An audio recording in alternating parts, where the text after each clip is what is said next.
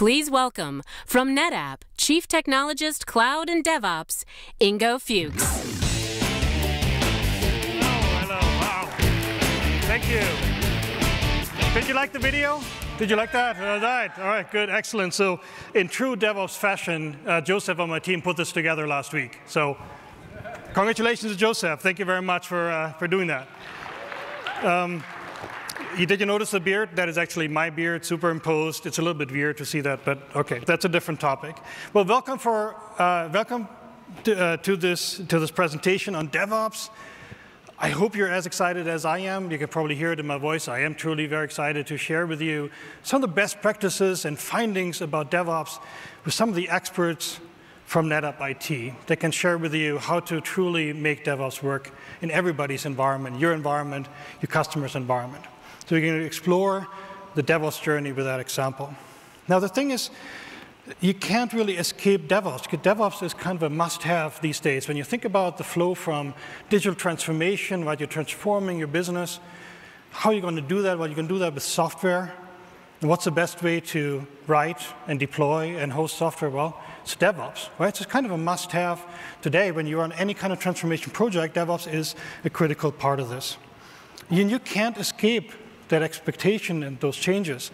If you think about your daily lives, you're probably glued to your phone screen like most of us are. You got your smartphones. Even your cars have some kind of software running in it. Your laptops, the web services, your online shopping, all of that is driven by software. And behind all of those really successful companies that are out-competing their competition, they're all running DevOps. It's a standard now, that's the expectation now, and that's what I think a lot of you are seeing today as well.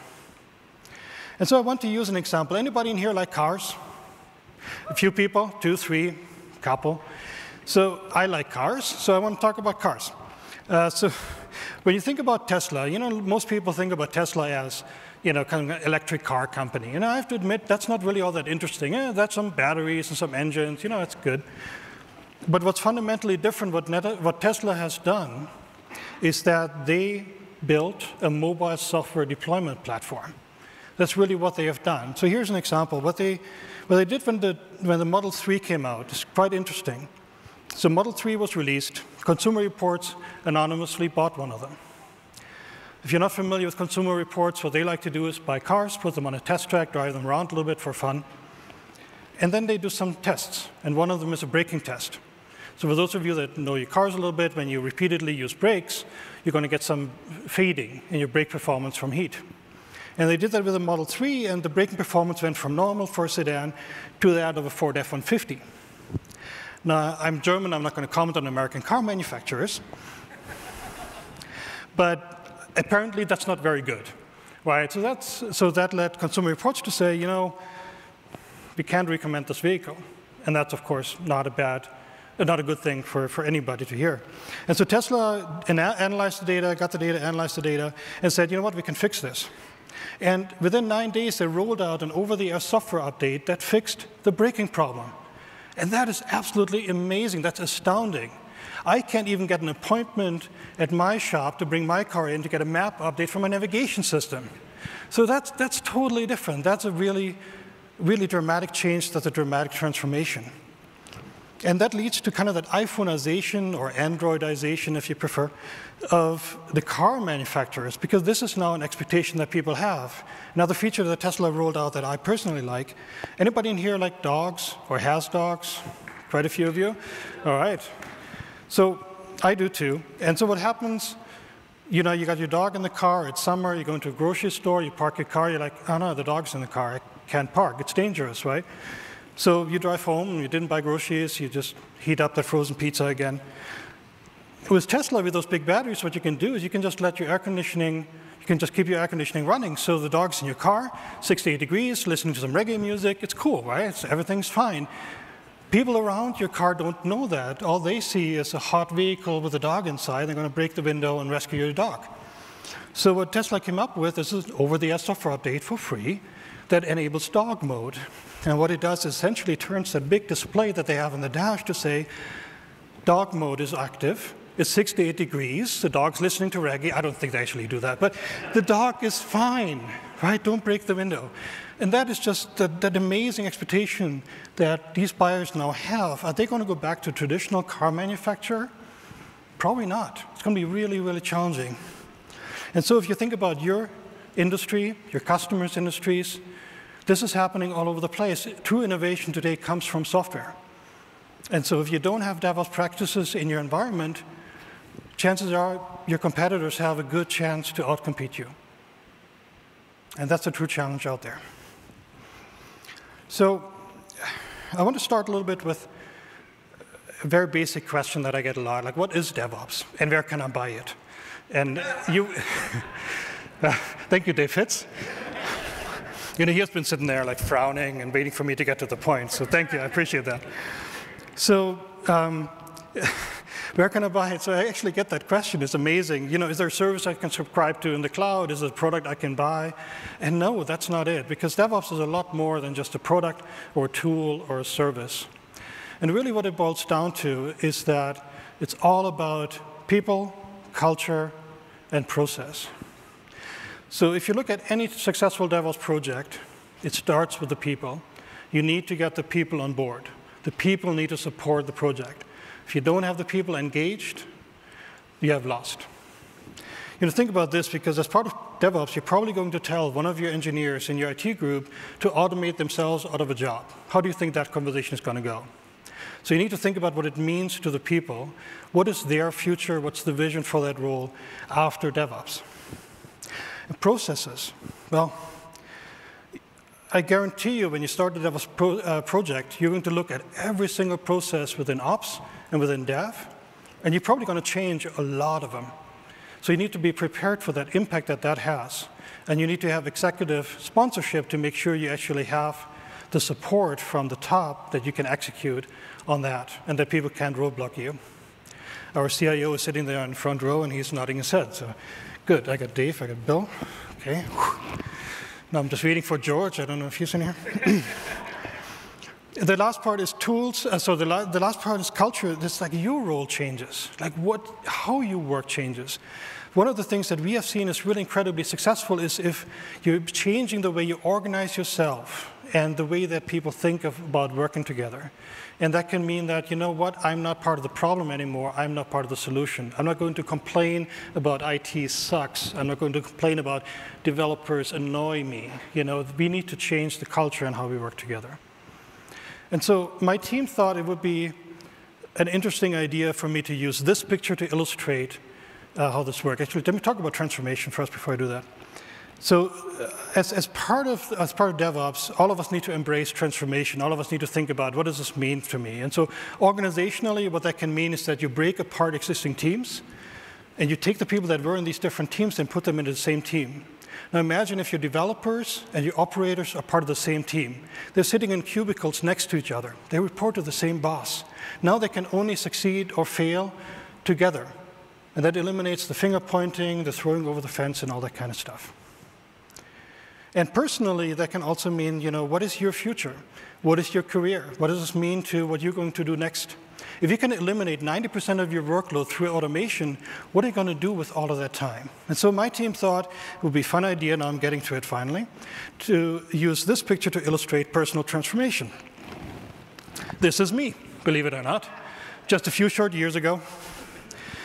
You know, I thought glasses, suit, you know, was necessary. Things have changed a little bit. So I discovered DevOps. I embraced DevOps. This was last year at Insight. So somehow, magically, what DevOps did for me, it healed my eyesight. I'm more tan. DevOps is fantastic. This is personal transformation at its best, right? So, ta-da. Follicle, you know, function is good so far. Right, but you know, you don't have to go to that extreme. You don't have to grow that kind of beard. However, let me give you another example. This is Mike Morris. This is Mike Morris with NetApp IT. He comes from a military background. He has experience with storage, with security, you know, a real good IT guy, right? Well, Mike went through DevOps transformation himself. Wait for this.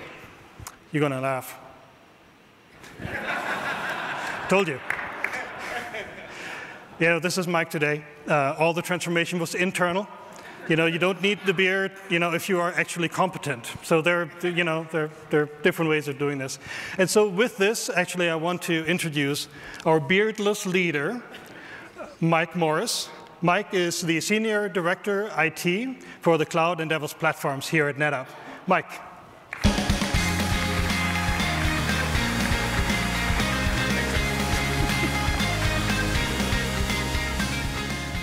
I do want to point out today I wore jeans. So I am transforming a bit. Our CIO, you joked about it, I wore this outfit a couple weeks ago at our senior leaders meeting, and he actually said I look like a Silicon Valley tech investor. So I thought it was great. Of course, then he said he doesn't think those guys buy their jeans at Target. So, okay, so thank you everyone. I'm Mike Morris. I run the platform automation, tooling, and DevOps teams at NetApp IT. And I'm going to talk today about our DevOps journey and our DevOps transformation. So we talk about DevOps. The first thing I want to focus on is when we think of DevOps, we really think speed. We talked a little bit, Ingo, about culture change and transformation, all those type of things. But the purpose of DevOps is speed. When your organization or your leaders say, I want to get to DevOps, what they're thinking of is speed. So keep that in mind. When we're talking about doing DevOps, the reason we want to do DevOps is speed.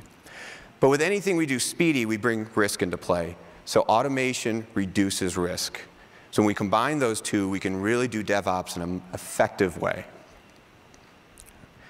So when we talked about culture change that was important for achieving DevOps, we want to talk about what exactly is that culture change, because we need to get people to think differently for rapid software delivery. This is not something people have generally been used to in IT organizations.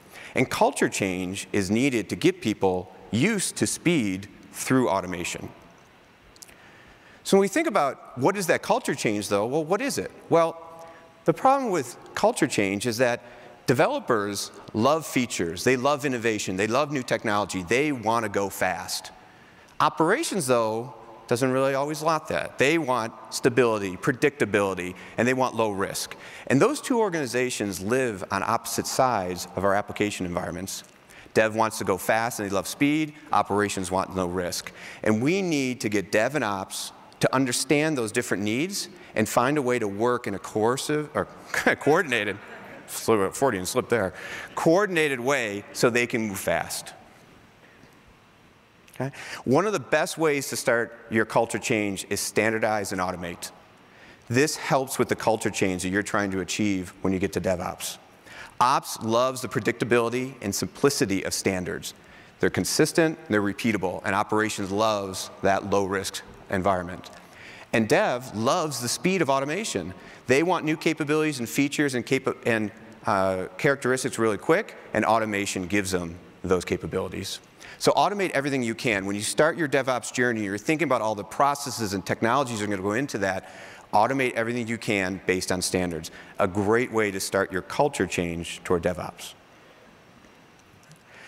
Next, it's important to have a vision and then sell that vision of what you want to achieve through DevOps. Okay? We created a vision 2 years ago of what we thought our DevOps journey needed to be. And that DevOps was ultimately a platform services vision. So we created a vision of an automated DevOps platform which would service our DevOps application development teams. That vision included things like onboarding automation, CI/CD, microservices, service catalog, private cloud, public cloud, all the different types of capabilities that DevOps teams would need to rapidly create software. That vision ultimately came together in what we call Cloud One. Cloud One today is our platform for DevOps and automation in NetApp IT. We began the journey, as I said, with a vision 2 years ago, and it took us about a year to get to Cloud One. And now Cloud One's been with us for over a year, and we continue to invest and improve upon it. It's become the one-stop shop for all cloud services. So if we talk about DevOps, or infrastructure as a service, or container as a service, those are all services exposed by our Cloud One platform. It provides one consistent user experience, so when DevOps teams or architects need to get these services, they go through a consistent service catalog to select what they want and provision those resources through automation. It uses both public and private cloud resources depending on the capabilities we want. And most importantly, it's built and run by Customer One in NetApp IT. Customer One, always the first and best customer of NetApp products and services. When we began this journey to DevOps and building our Cloud One platform, we focused on 4 principles that guided our journey. First, it's a service. So when you're thinking about DevOps and creating a DevOps environment, remember you're ultimately servicing someone who's going to take advantage of the capabilities you're providing. In our case, our first service was developers. We wanted to build a platform that services our DevOps teams so they could write software rapidly and deliver that software. Second was developer productivity. Developers are highly skilled and highly expensive resources in most organizations. So we don't want our developers to do all their work on code and not stop. I've got to go to Amazon and spin up some more VMs. And now they go back and do some more code and then stop. They need to configure something else, maybe platform capabilities or Kubernetes. We want to focus our developers on writing code and releasing that code to production. And we try to automate everything else, keeping our developers most productive. 3, security built in. In the past, in kind of traditional IT, security was sort of an afterthought, or something that was thought toward the end. And that often led to a lot of complex perimeter security designs to protect applications.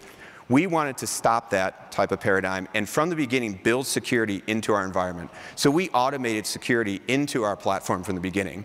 Today, as part of our CI/CD process, we have automated security checks along the software delivery process to identify vulnerabilities and allow the application teams to fix those vulnerabilities before we go to production. And then finally, the use of both public and private cloud, depending on the technology needs we had, but maintaining our cloud-agnostic characteristics by using new technologies like containerization. So these were our 4 principles we followed. Okay? And the first principle, being it's a service, was important of how we set up our vision. Because our vision was of a services platform to service developers. So when you're thinking about your own vision, it's important to say, who am I trying to service? And what services am I trying to offer? So people you might try to service could be IT application development teams. Maybe it could product software development teams. Maybe it could cloud architects or infrastructure architects. But you're identifying who you might service with your DevOps journey. And then what services do you want to offer? Things like a full developer experience, or container services, or infrastructure as a service. But this alignment is important because you don't want to build something in DevOps that no one wants to use. So identify who you're going to serve and what you're going to service, and align those 2 together to ensure your DevOps journey is going to be used by someone. In our case, we built a full developer experience on Cloud One to service our IT application development teams. And we've also built infrastructure as a service to service our cloud architects. And right now, we're in the process of adding platform service and container as a service to the Cloud One platform. And those 2 services will be ready in the next year. So we continually try to add new capabilities to the Cloud One environment. The other thing that's important is, as you're on your DevOps journey, you've got your vision, you identified who to service, and you've got your services, but it's important to tie your DevOps strategy into your software development strategy. In our case, our software development strategy at NetApp IT is our IT application strategy. So how are our applications in NetApp IT being transformed and improved over time? And in NetApp IT, we categorize our IT applications using the Gartner time model. So our applications are categorized as tolerate applications, eliminate applications, invest applications, or migrate.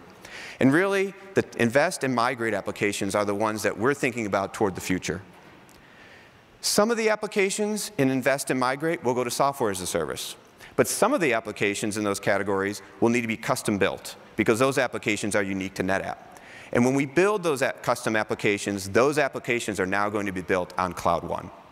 So now we've taken the time to not only build a platform that identifies who to service and what services to offer, but tie our DevOps strategy into our software development strategy, into our IT application strategy. So before DevOps, we had kind of this environment, right? Whereas app dev was on one side of the application and application ops was on the other side of the application. And they had different needs and different priorities, and they were rewarded in different ways also. Dev was rewarded for new projects and getting things done and new features, and ops was rewarded for stability, predictability. And this led to slowness and long release cycles and frustrated users who took maybe weeks or months to get new capabilities they wanted. But now that we've transitioned to DevOps, now we can look at a world where application dev and application ops have come together. That's what we mean by DevOps, the close interaction and functioning between application dev and application ops, where they build and run their application on our DevOps platform, Cloud One. And you can see some of the applications which are in use today on the Cloud One platform. In particular, NetApp support site, which is now launched on Cloud One, and you can come by the NetApp booth in the pavilion this week to see a demonstration of the new NetApp support site running today on Cloud One. Okay, now to properly grow out my beard, I want to talk about all the technologies that went into Cloud One. As you can see, Mike, no, we're not going to do that. But I promise this audience we're going to share best practices. We don't have time for this. I got my beard? No, we don't have time for this. So can we do best practices? And as you know, DevOps is a team sport. It is. Can we maybe hear from some people on the team that actually use all of this stuff? Yeah, I think that'd be a good call. Yeah. All right, so let's bring up some of the team that actually helped build our DevOps strategy and our DevOps platform. So if you'd welcome up Kamal, Eduardo, and Florian to the stage.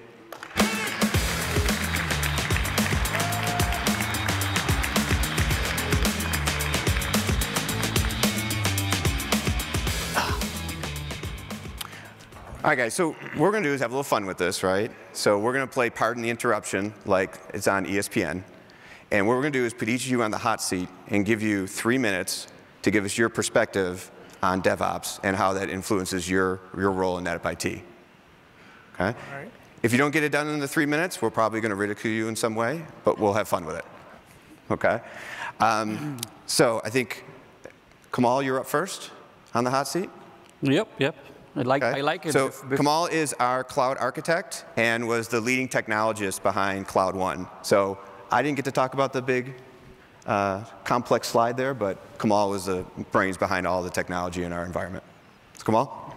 Yeah, let's see what our platform looks like. Thank you, Mike.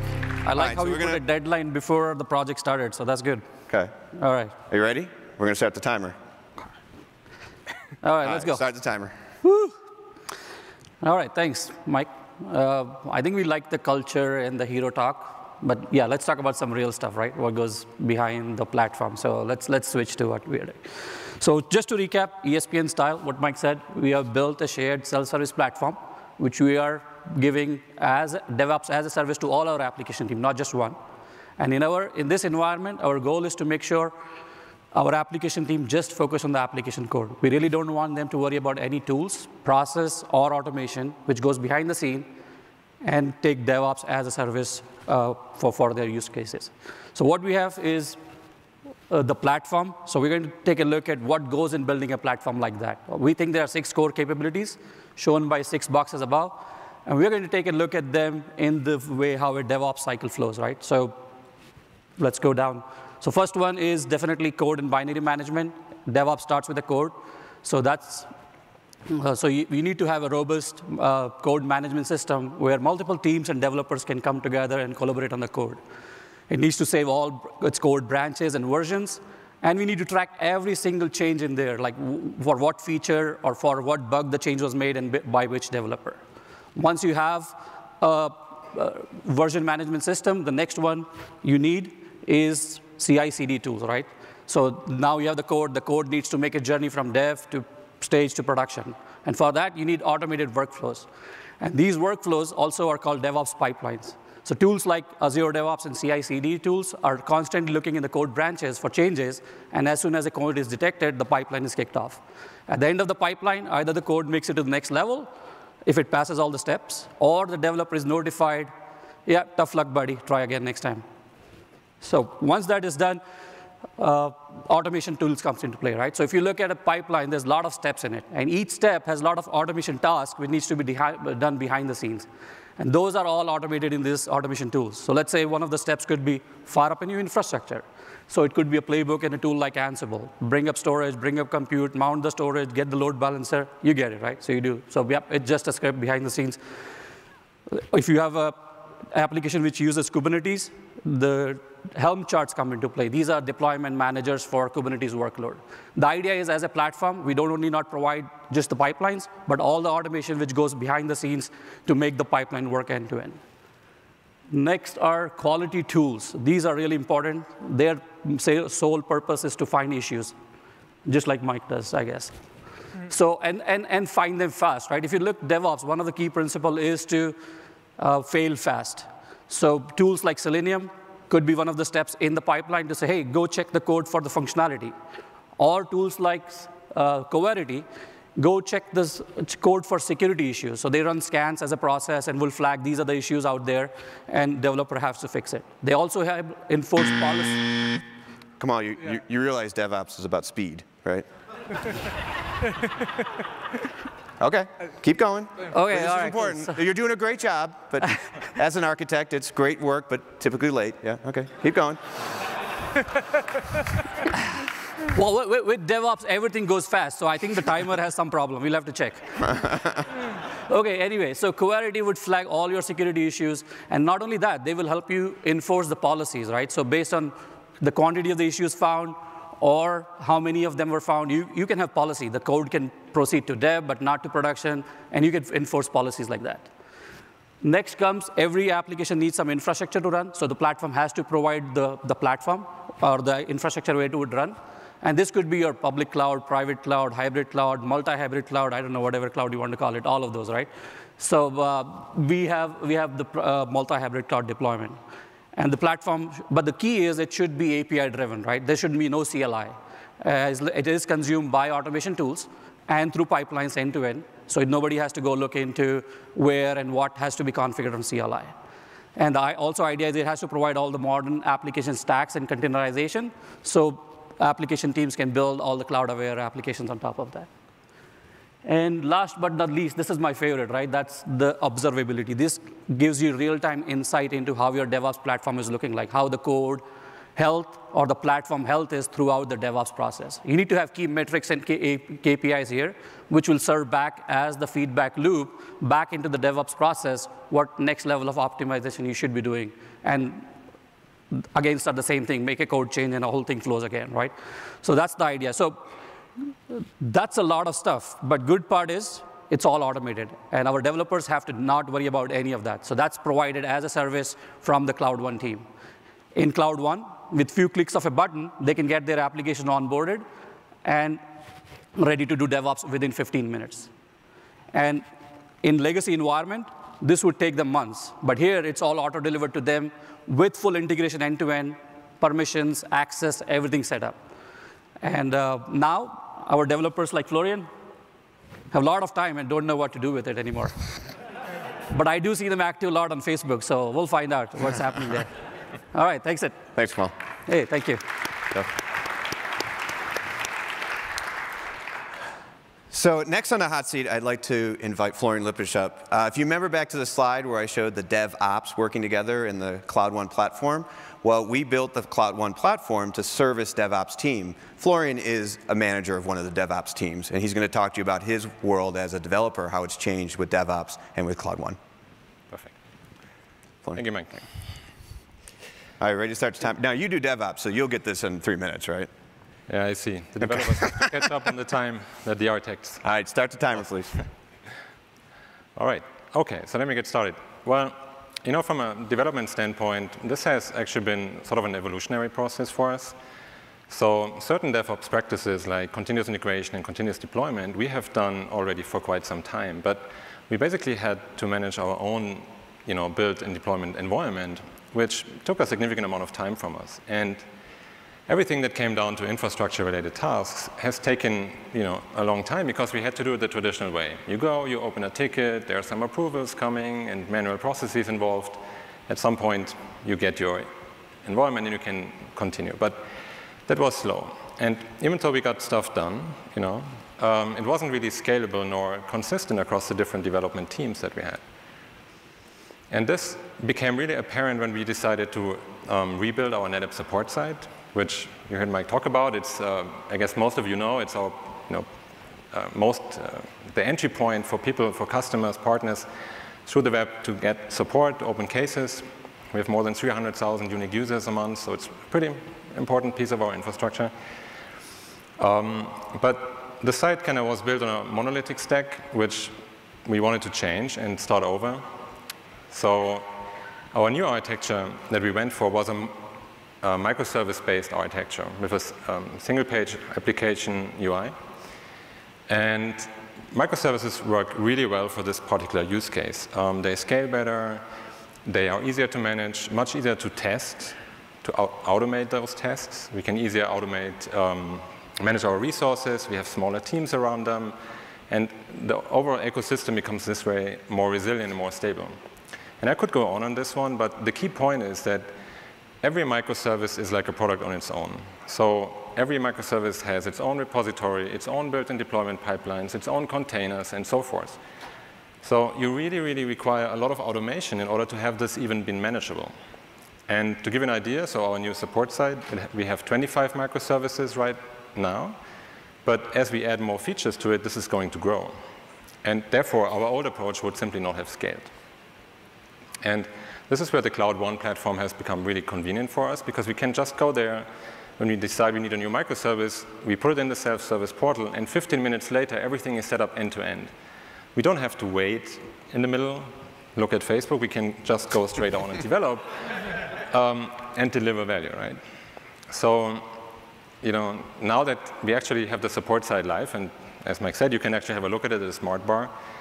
We have also begun to do the operations part of DevOps, and that's where actually all the monitoring and observation tools become really important for us, because we want to know if something happens, why it happens, and even before a user gets to know about it. And so overall, I think all the aspects of DevOps are really, really powerful to us. They're more than just the sum of its part. And even though it wasn't easy all the time, it was worth it.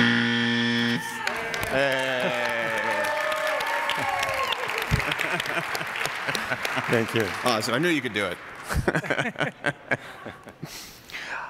All right, so we've heard about the platform itself and all the automation, and we've heard about the developer experience themselves and building applications using DevOps on Cloud One. So let's talk about infrastructure and storage, though. So I'd like to introduce Eduardo Rivera, who's our Senior Manager of Storage Services at NetApp IT, and he's going to talk to you about the changes to storage engineers and storage admins and how it's changing his team. Eduardo? All right. All right, in 3 minutes too, but I know infrastructure can go fast. All right. Thank you, Mike. Ready? I'm ready. Start the timer. Yeah, I'm not too sure about this 3-minute speed dating thing we're doing here, but I have a good beard. You do have a good beard. So let's talk about storage. All right, are we starting to, it's time. All right, well, so while DevOps represent all these changes that we're making to accelerate applications, we still need infrastructure, right? We still need storage infrastructure to make it happen. The question is, how do we deliver it, and what does it mean for a storage engineer? Much has been written about this, what's going to happen to a storage engineer in the future, as you can see on the screen. And I believe that it causes a lot of confusion to some people, and even fear. But I don't think we have to be confused. I don't think we have to be fearful. We just have to be prepared, right? In the case of storage engineers will continue to worry about the same typical things. We're going to know about performance, capacity, security. That's not going to change. But what does change is that there's a couple of things that we need to take care of. One is, who is the new consumer of these storage services? And number two, what new skills do we need to adopt to deliver these services to these consumers? In the world of everything as a service, PaaS, IaaS, et cetera, we must recognize that the storage consumer is different. We are no longer building custom volumes and arrays and stuff for DBAs and application owners. We're kind of building the integration points for automation to go into our infrastructure and consume these services on demand. In other words, we're building the automation that provides the storage services to the orchestration platform, feeding into the DevOps pipeline. Sorry, I messed up. So our new customer is this platform, right? It's the automation platform.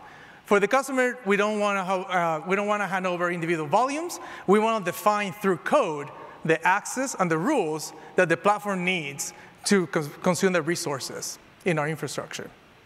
And we need to know what we're doing, right? Because when we automate things can go wrong very, very quickly. Which brings me to my next point. We need to adopt new skills that build on top of the knowledge that we already have. We need to be familiar as storage engineers with things like Python and Ansible, and we need to understand new infrastructure capabilities like Kubernetes. We need to know how these technologies interact with the storage infrastructure and how we can enable them to accelerate the deployment of applications on top of them. Our standards should not be defined on wiki and KV articles. We should be defining this on Git repositories, right, and have them ready to be deployed.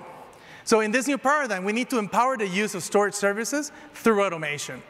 So our existing skills are still important, but we need to focus on this new type of customer, and we need to evolve our skill set to be successful in the DevOps organization.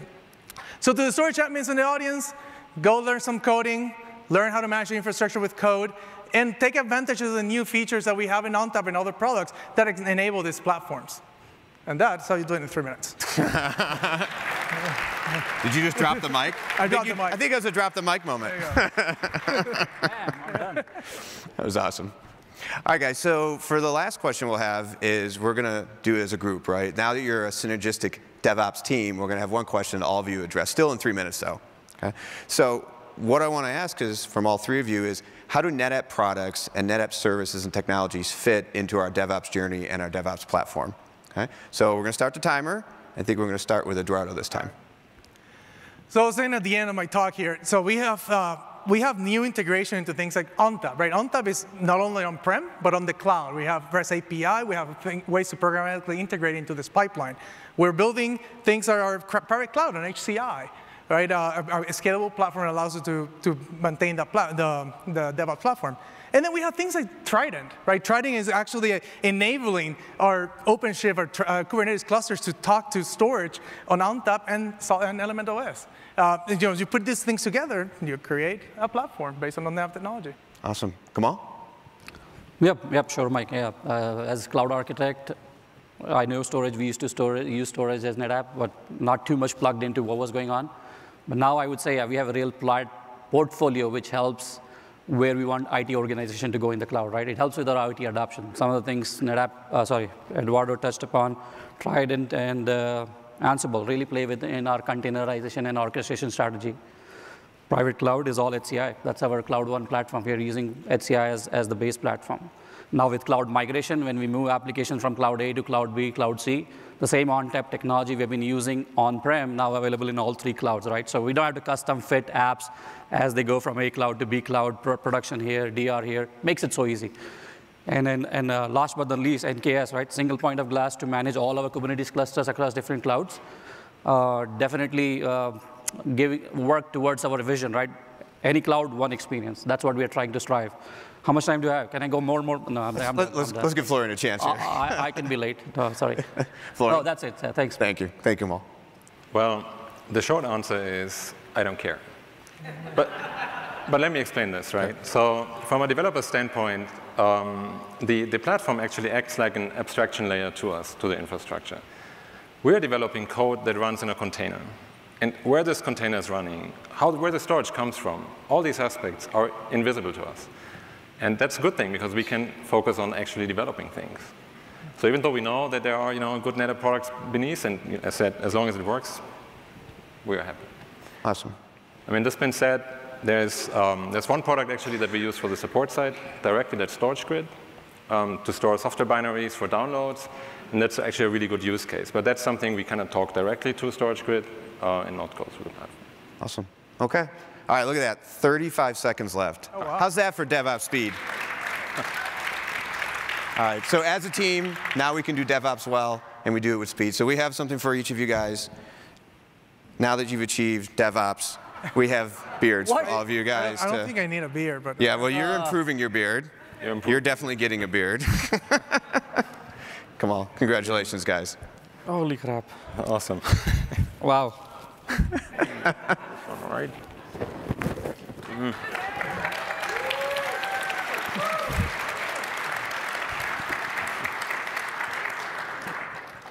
All right, thank you guys for coming up today. Enjoy the beards. Thank you.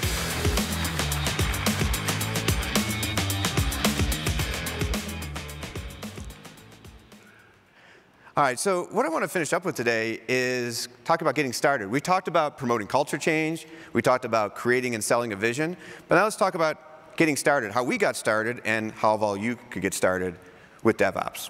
Okay, and that really was around building a matrix organization, building milestones to deliver real results, and then creating a continuous operating model. And I'll talk why all three of those are important. So first, the matrix organization, the DevOps team. And with this team, we knew we needed to create an effective matrix team to create and sell the vision, accelerate app deployment and development, actually build the DevOps platform, and then leverage industry experts and outside expertise. So first, let's talk about the visionary team. And this was important because this is how our DevOps journey began 2 years ago. The visionary team was made up of myself, the DevOps champion, our executive sponsor, Jeff Bonney, who's sitting in the front row right here, Kamal, who is our bearded hero now, bearded hero, yes, thank you, and Eduardo, who's our storage service manager, the two people you saw on the stage today. We met for about 6-8 weeks, and we were thinking about what did we want to do around DevOps, what was going to be our DevOps journey and our DevOps vision. And that led to a good amount of argument and whiteboarding and discussions and reading different papers and stuff like that, ultimately culminating in our DevOps vision of what we wanted to create, which ultimately became Cloud One. We created that vision about 2 years ago this week. That vision, though, ultimately led to the work that we did in building out our DevOps journey. The second important role to have, though, is the DevOps roles, because as we talked about, if we're going to build a DevOps platform, we want to make sure it gets used for actual software development. And that's where the DevOps team is important. That's Florian's team. So a developer lead, which is Florian, a developer tools lead, and actually an operations lead, because we're talking about DevOps, and we want both of those groups involved in our DevOps journey.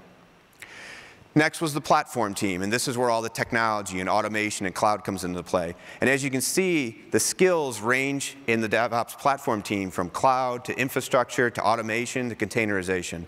And what we did in each of these areas, we identified an agile product owner for each of these technology areas that would work as part of the Matrix organization to deliver on the vision of Cloud One. And then finally, we had the industry experts, because we recognize we didn't have all the skills, expertise, and knowledge we needed on this DevOps journey, so we leveraged outside partners and vendors and consultants. Some of them are in the audience with us today. These 4 groups were critical in creating a matrix organization that allowed us to achieve the vision we had around DevOps. Now that we had the vision and the matrix team, we could actually go about the journey of DevOps. And that first step began with requirements. So we took our vision, we looked at it, and we said, what are the specific requirements we need to achieve based on the vision? We then took those requirements and assigned dated milestones, or excuse me, created dated milestones based on the requirements. Then we assigned those dated milestones to the platform owners that I showed on the previous slide, who are expected to deliver on those milestones. That whole process from vision creation through requirements, milestones, and assignment to actually delivering the first Cloud One platform took 1 year. And the first version of Cloud One was released 1 year ago this week. Now in that time, though, in the subsequent year, we've continued to improve the platform, add more capabilities, automate more processes, and that's where a continuous operating model is important. Because the metaphor I like to use with my team when we talk about DevOps is like a train that rolls down a never-ending track. DevOps is not a project that you start, work on, and end, and then you go off and do something else. We talked about DevOps being transformational. DevOps is a new way of doing work. And if you move into DevOps and you start a DevOps journey, it's never going to end for you. So keeping the concept of a train that never rolls down a never-ending track is important, because that will ensure that you're always investing in your DevOps journey and you're keeping your people engaged. So how did we build a continuous operating model? Well, first, on what to do, we set major maturity improvement goals. We actually measure our DevOps maturity on a 5-point scale. Today, we like to say we're at level 3 DevOps. We're working right now using our continuous operating model to achieve what we call level 4 DevOps. And a year from now, we'll hope to achieve level 5 DevOps. And those are just different capabilities and automation skills that we have in the platform for the application teams to use. Based on the maturity level, then we define a specific roadmap of certain capabilities we want to deliver over the next 12 and 18 months. Next, we establish application supply chain. And this is important, where I talked before about tying your application strategy or your software development strategy to your DevOps strategy. We did that based on the categorization of the applications, and we also went a step farther in the continuous operating model to ensure applications are being targeted for DevOps and our DevOps platform. And then finally, we built our own agile module inside the platform team to iterate through deliverables on our roadmap. And this is important because when you're building a DevOps platform and you're on your DevOps journey, things are fluid, things are new, it's new technology, you have to be flexible, and having an agile practice for your own DevOps team is important to deliver on your maturity.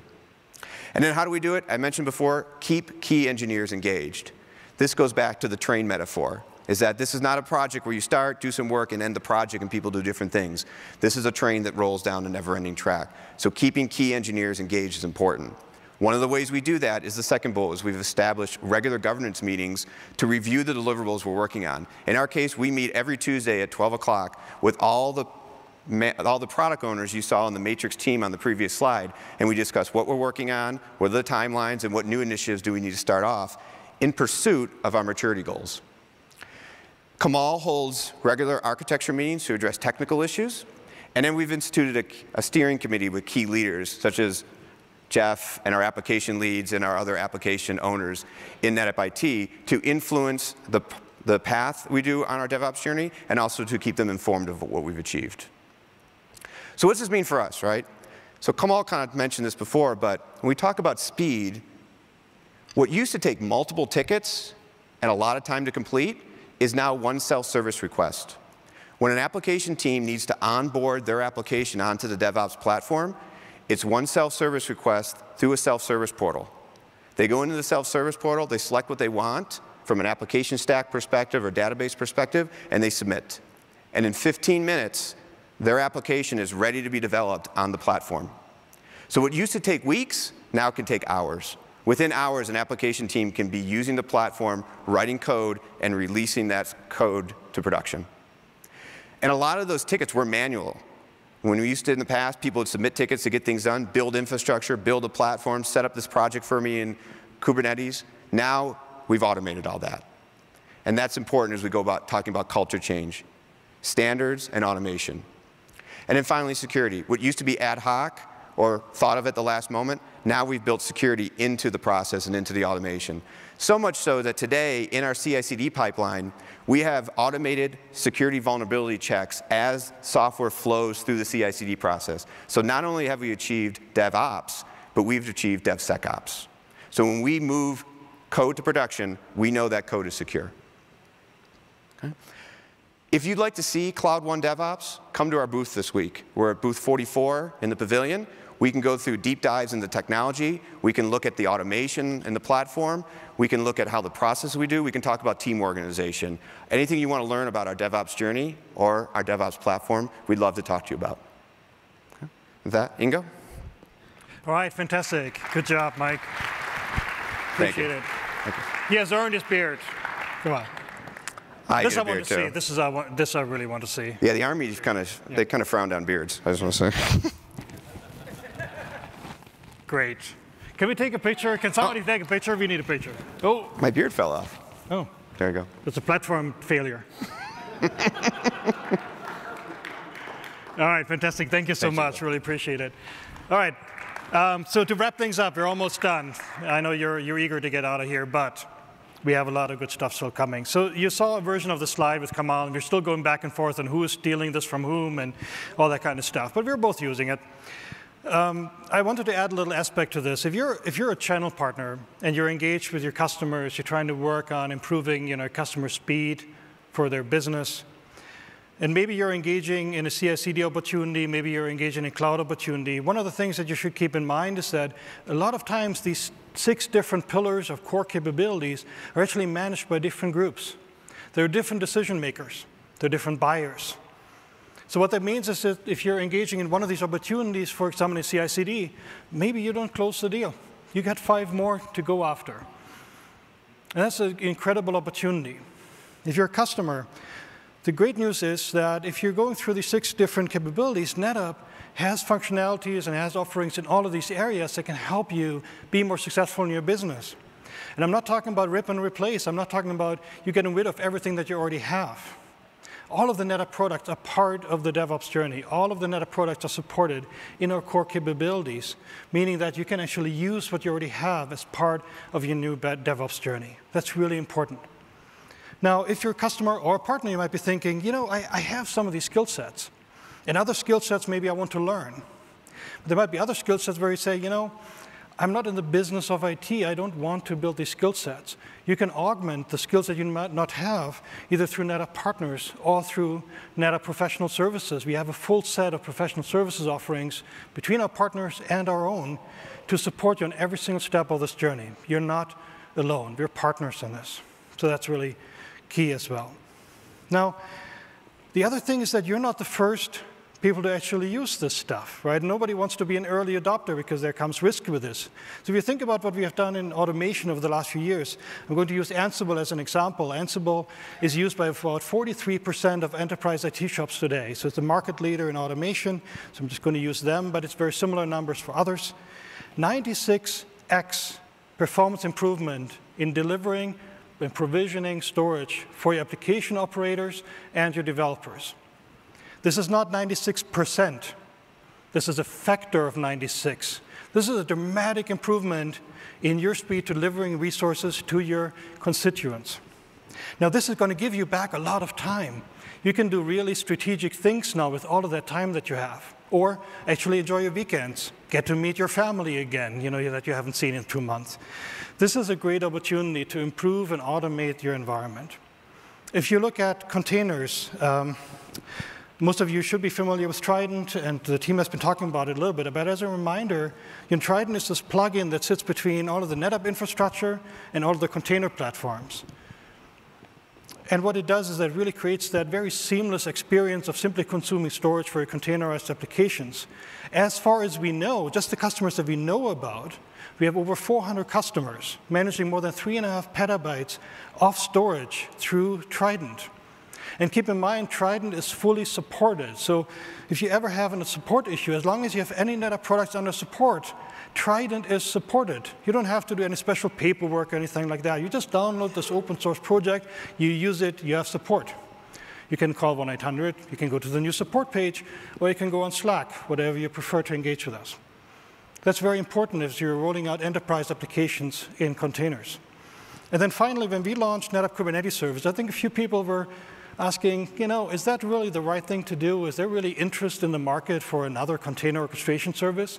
Well, guess what? We have rolled out well over 19,000 production clusters of NetApp Kubernetes Service across AWS, Azure, Google, and on premises with NetApp HCI.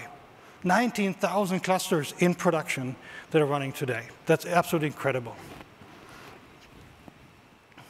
So you're probably asking yourself, well, what I'm going to do next, how I'm going to get started on this journey. First of all, of course, we have all of the experts that were on stage today over at the NetApp Pavilion.